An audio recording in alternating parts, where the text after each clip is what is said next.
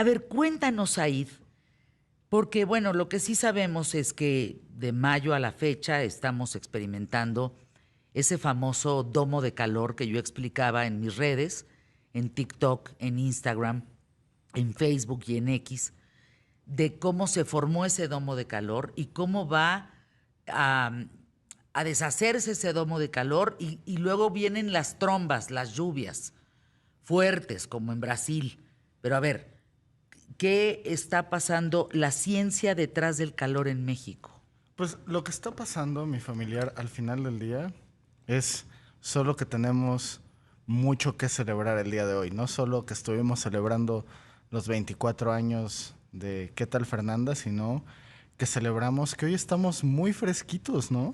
¿Cómo ves? ¿Tú te sientes Pues fresca así no, saliendo? ¿Te subes a tu coche y no, te sientes súper, no, no? no, no, me ¿Cómo no, siento... Fer? Mira, yo hasta vengo así con suéter, así, de Pero lo ¿por qué fresco que vienes estamos. tan Pues, Fer, porque estoy tapado? celebrando que este es el verano más fresco del resto de mi vida. ¿Cómo? Cada ¿Viene verano, peor? a partir de ahora, va a tener más y más y más cambio climático.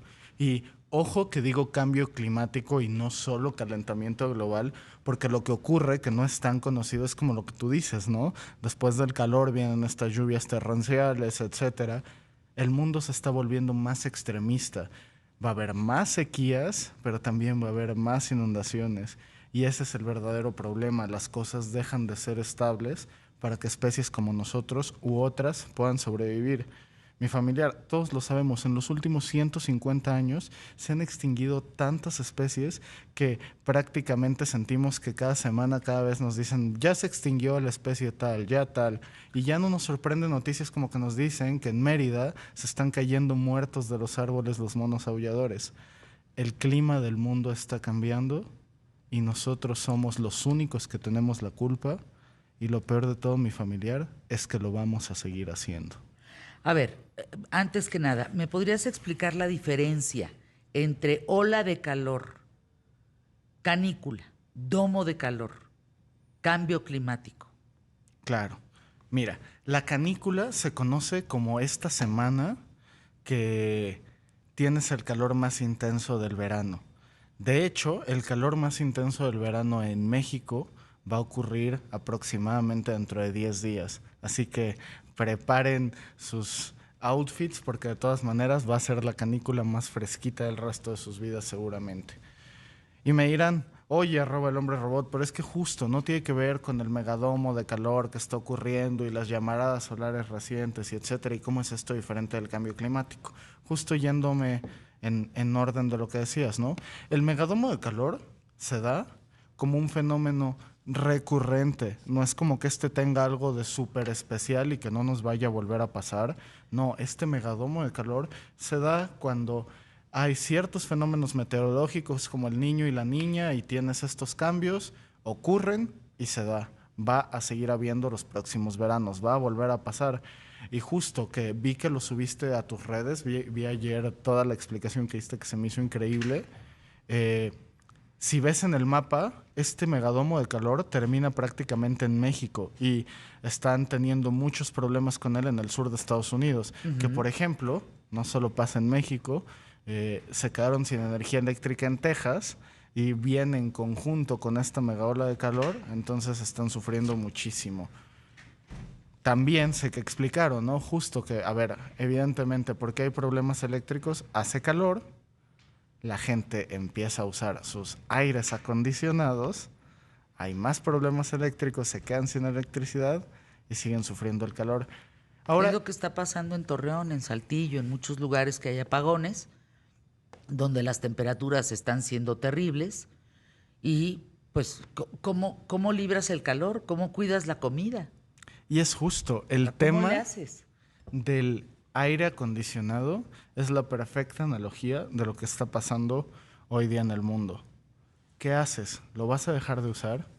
Y esto es lo que se dicen a sí mismos como justificación los países más industrializados, porque el verdadero problema, especialmente para los que estamos en México, es que la mayoría de las emisiones de gases de efecto invernadero, que son los principales causantes del cambio climático, son generados por los países más industrializados, Estados Unidos, China, la parte industrializada de Europa, pero resulta ser que las consecuencias, que los megadomos de calor, que la mayoría a nivel promedio, si ves cuál es el que tiene el mayor incremento de temperatura, son países como México.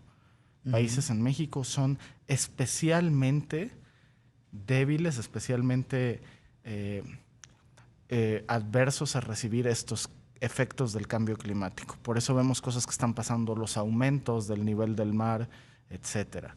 A ver, no es como el huevo y la gallina, pero el domo de calor, la canícula, el niño, la niña, ¿generan el cambio climático?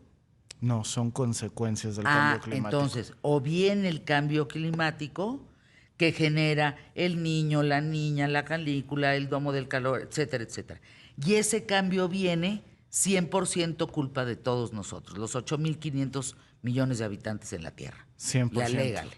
Y justo te quiero decir, porque tal vez sería peor que no fuera así. Nosotros sabemos en la historia de la Tierra, ¿no? Y cómo han sido las eras geológicas, el Holoceno, el que ahora se consideraría donde nosotros vivimos el Antropoceno, y se me hace un nombre buenísimo porque viene de antropos, que es ser humano, de que nosotros nos estamos encargando de cómo se ve este entorno geológico de la Tierra. Y justo en esta idea me recuerda mucho a una serie que yo veía cuando era chiquito, a lo mejor la recuerdan, que se llamaba Dinosaurios, donde salía un nene consentido que le pegaba a su papá con una sartén.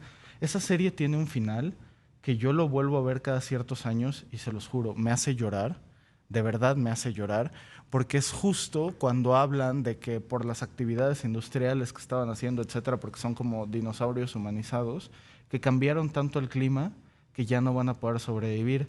Y pregunta el niño en su inocencia, ¿y qué vamos a hacer? ¿A qué planeta nos vamos a ir a vivir? Y les dicen, es que no tenemos otro planeta donde vivir. ¿Y entonces qué va a pasar?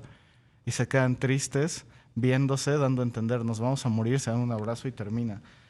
Y esa crítica social que veíamos entonces, la estamos viendo pasar de nuevo hoy día y no hacemos nada al respecto. Y como decía, mucho del problema y de por qué empieza esta llamada Agenda 2030 es porque se dice que estamos en el punto límite de que estos procesos pudieran llegar a ser todavía reversibles, que la inercia de los poderes de sanarse a sí mismas del planeta Tierra le pudieran dar la vuelta.